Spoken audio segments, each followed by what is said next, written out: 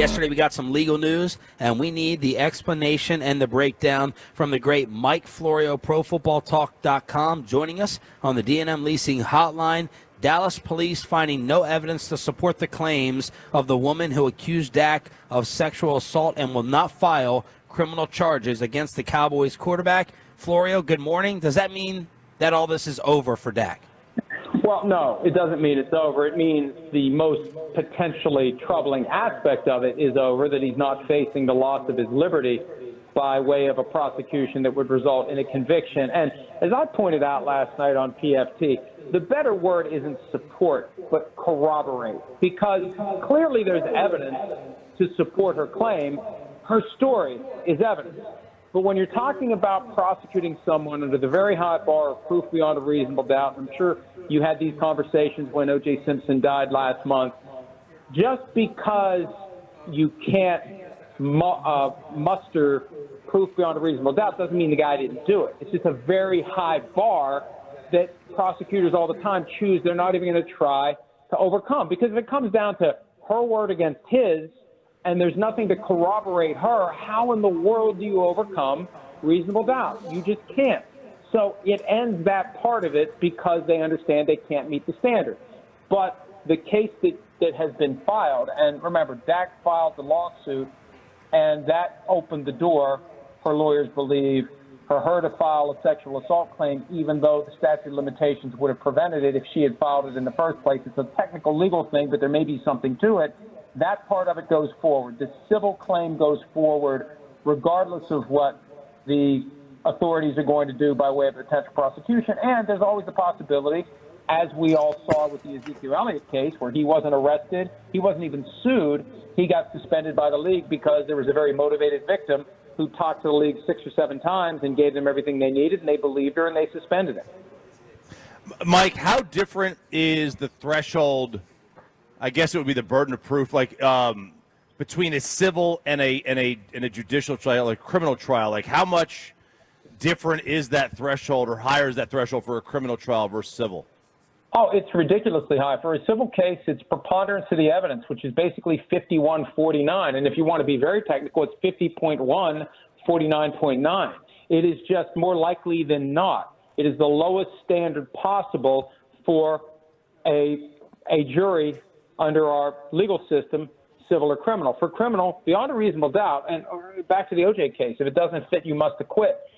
It doesn't take much to muster reasonable doubt. Our system is premised on the idea that it's better for 10 guilty men to go free than one innocent man to be wrongfully imprisoned. So the constitutional protections are there to make it very difficult. And that gets manifested in prosecutors picking their cases carefully and not going after someone when they fear that they're not going to be able to prove it beyond a reasonable doubt. And even in the cases where they think they have a strong, winnable case, you got to sweat it out, because it doesn't take much to come up with reasonable doubt. And a skilled lawyer can stand in front of a jury and explain that and get a jury that thinks the guy did it to otherwise say, we're going to let him go. And I'm not saying Dak did. All I'm saying is, if the only evidence they have for something that happened in early 2017, allegedly, is her word versus his, with no corroboration, you can't even begin to satisfy proof beyond a reasonable doubt.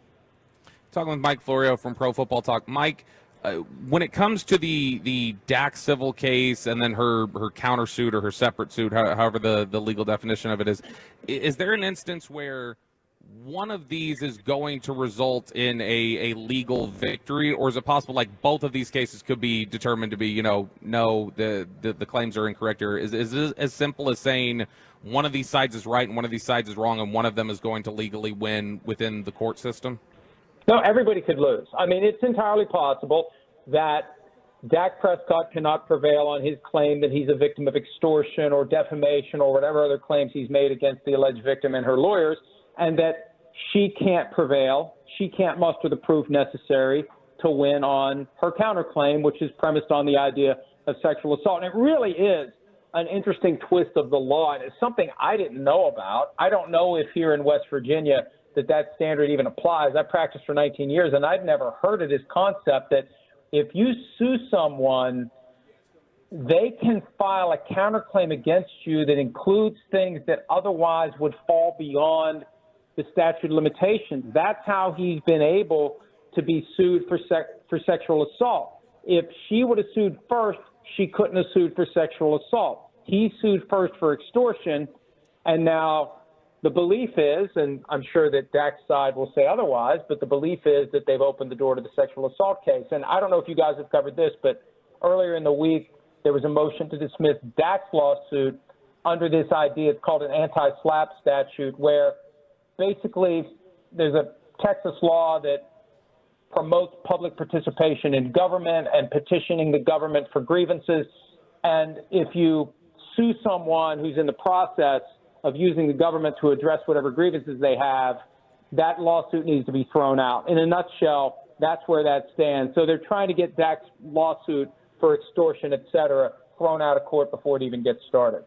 So can the reverse of that be true as well, though? Like, I mean, for instance, if she were to win on her sexual assault civil case, like, does that just completely dismiss the claim of extortion? Or could the court, like, potentially find, hey, this is true, and at the same time she also was trying to extort in the process? Or does any claim of extortion go out the window if that is settled?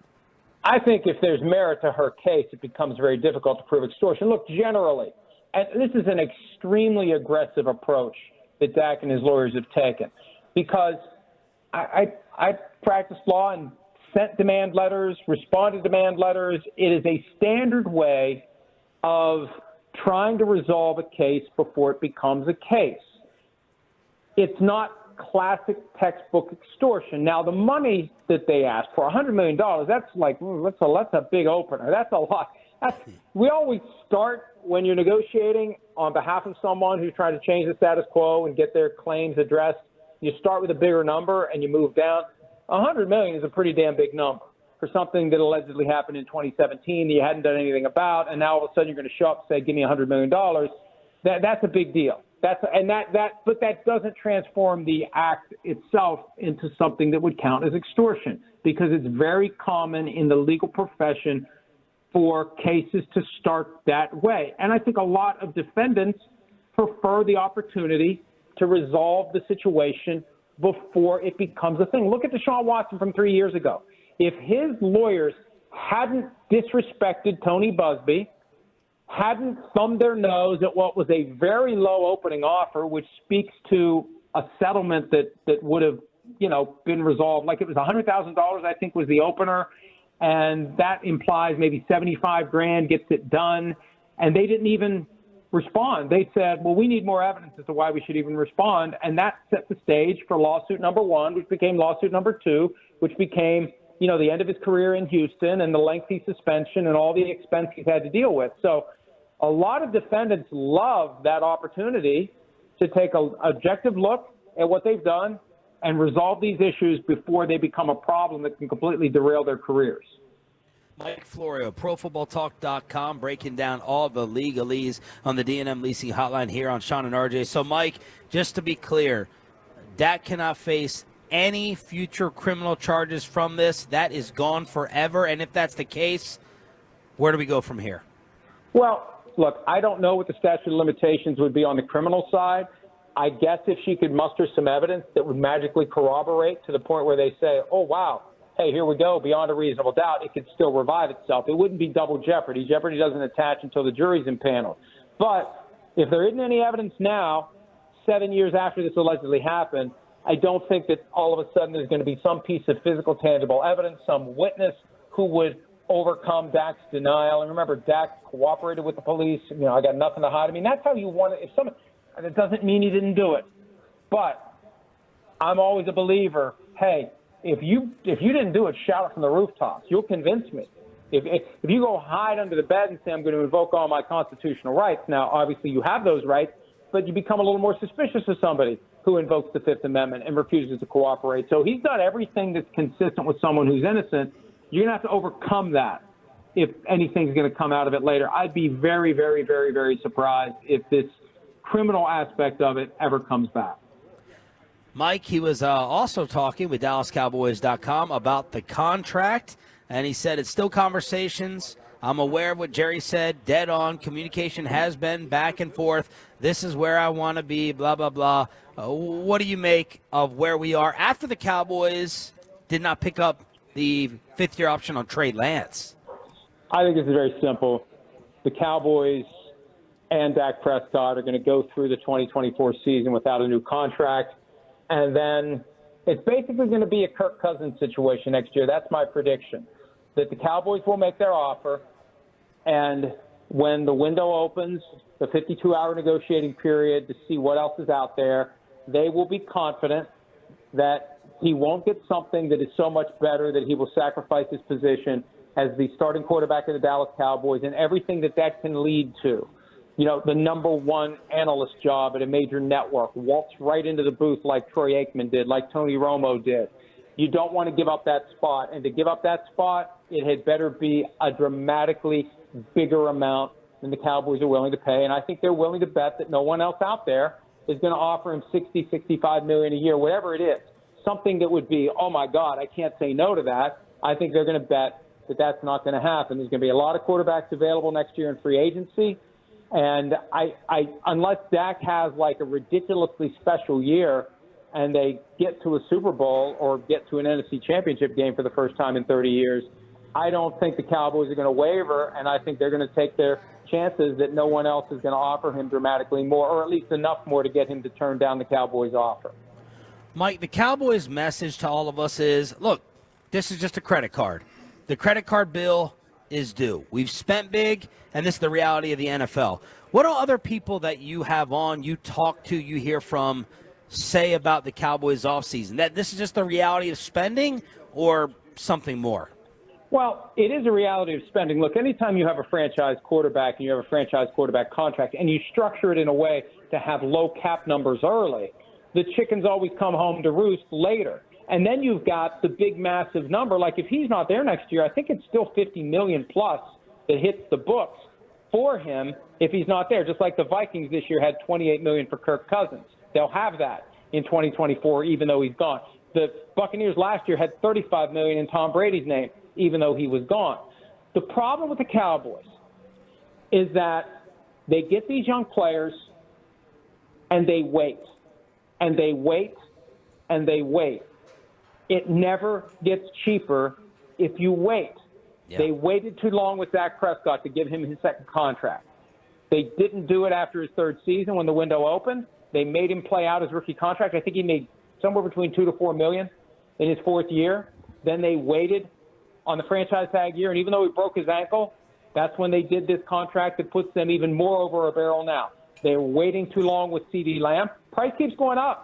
Whatever it was a few weeks ago, Devontae Smith, $25 million. Amon-Ra St. Brown, $30 million. A.J. Brown, $32 million. Price keeps going up. If Justin Jefferson does his deal, price keeps going up for CeeDee Lamb. Micah Parsons, whatever it's going to cost them, whenever they do it, it's never going to be cheaper than it would be to do it today. But the problem is, yes, they've got the cap dollars from past contracts that they have to deal with. And just that whole stupid-ass all-in thing. And I love Jerry. I love what he's done for football. I love what he's done for the business. I have a ton of respect for him. And, you know, he took the bait. Clarence Hill asked him the question about going all in and putting the poker chips in the middle of the table, and he took the bait, and he shouldn't have, because they just aren't able to do it. And they've spent the last 3 months trying to explain why they can't do it. Well, you never should have said you were going to do it. You shouldn't have gotten caught up in that moment. You should have just said, well, you know, we've got some contracts we have to take care of first, and once we take care of those, then we're in a position to go make the team better. So, yeah, I'm not a fan of putting pressure on players to take less to help the team, but the Cowboys are in a position to do that, and they haven't. I got to give them credit because it is kind of a dirty tactic to do that to players because they got to get what they can while they can. But the reality is the Cowboys haven't been able to go make the team better because they haven't been able to work out these deals with Dak, CeeDee, and Micah.